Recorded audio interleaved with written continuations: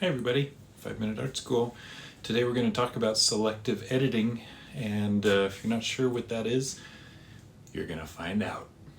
Behind me is an exciting 30 by 48 inch painting that I've been working on for years. Literally, I work on it and then I put it away and I come back to it. And I'm resolved to finish it sometime this month. So you're going to see it transform in the next little while. And you'll also notice this fun little patch behind me. And if you have any inkling of what's going to happen, you're probably right. We're going to do that over a large area, not over the whole thing, hence the title, Selective Editing.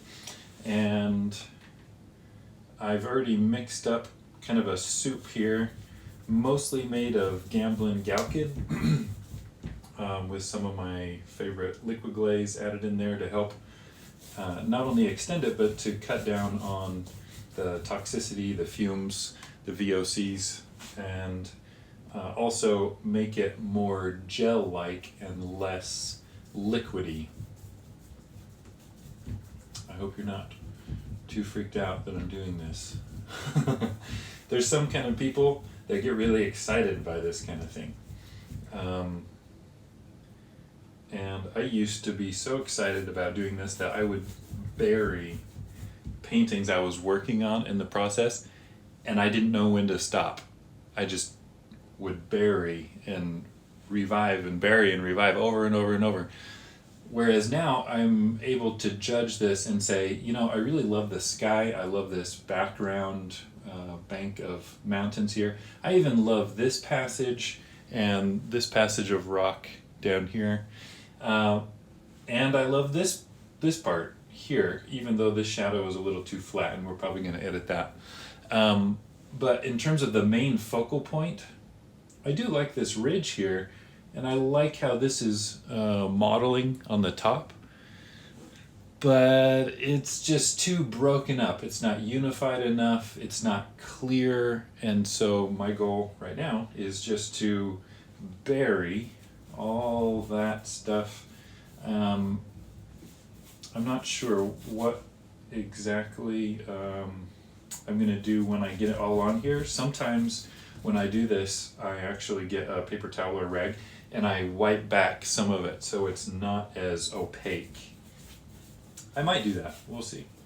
I'm even gonna bury the water down here.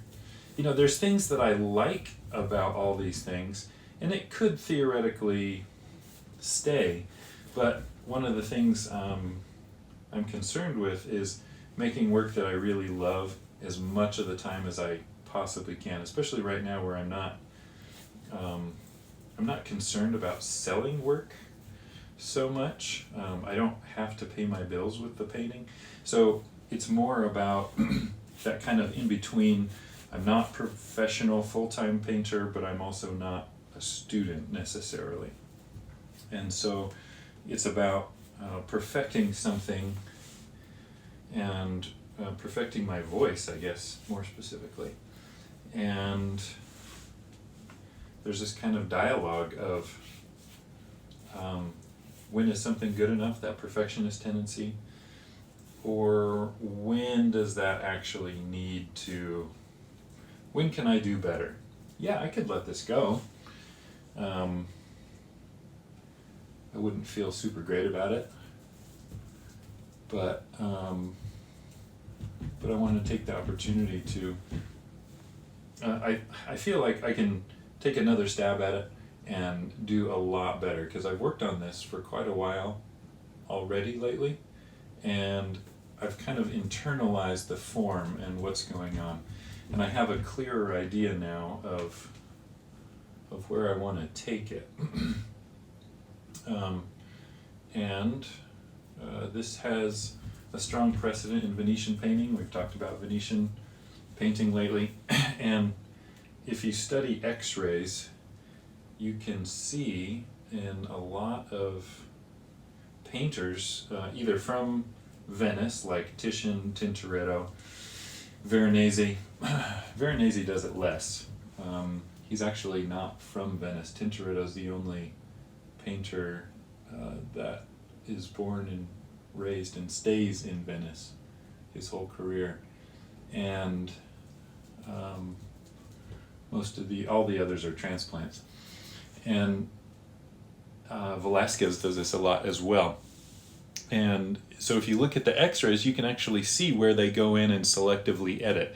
Velázquez is actually super easy to tell in the x-rays because he paints so thinly that whatever he does tends to show up real well. And in that sense, those x-rays are really instructive for me, because then I can see, oh, they didn't get it right, or right to their whatever in the first try. They went back, and sometimes several times. We don't obviously know the chronology on all those things, in terms of like, well, did he just edit the hand and then he went back and did the face later? We don't know.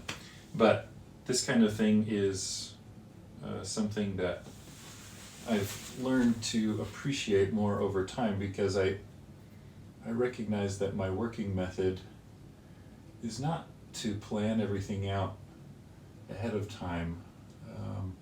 It's kind of to dive in and then edit along the way. And so it kind of goes with that system. You kind of buy in.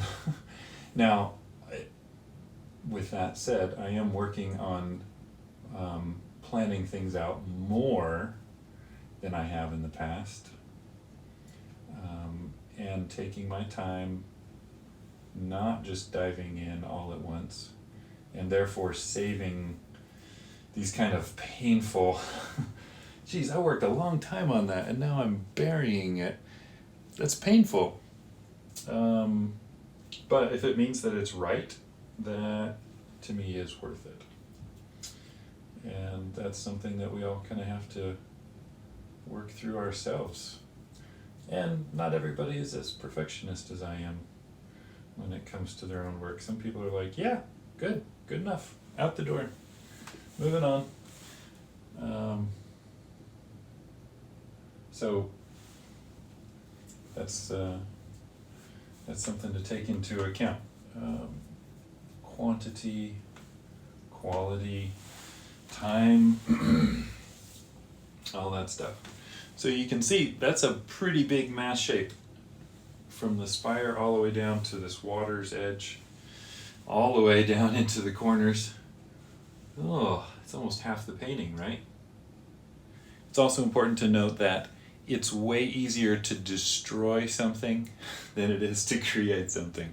It took hours to create that form, to design the shapes, to model, and that just took a few minutes to bury over.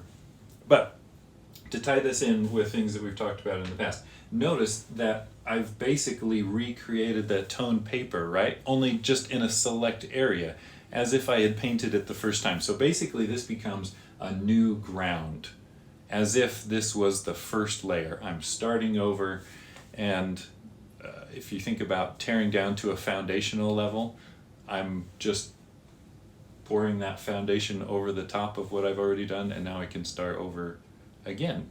And that is kind of refreshing, you know? We're at the beginning of a new year. We have a new administration, like it or not.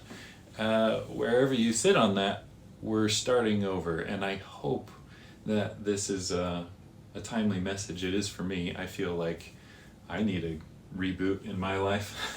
So I'm going to take what I learned by working on it before and make it even better. And I'll bring you along so you can see how it forms up.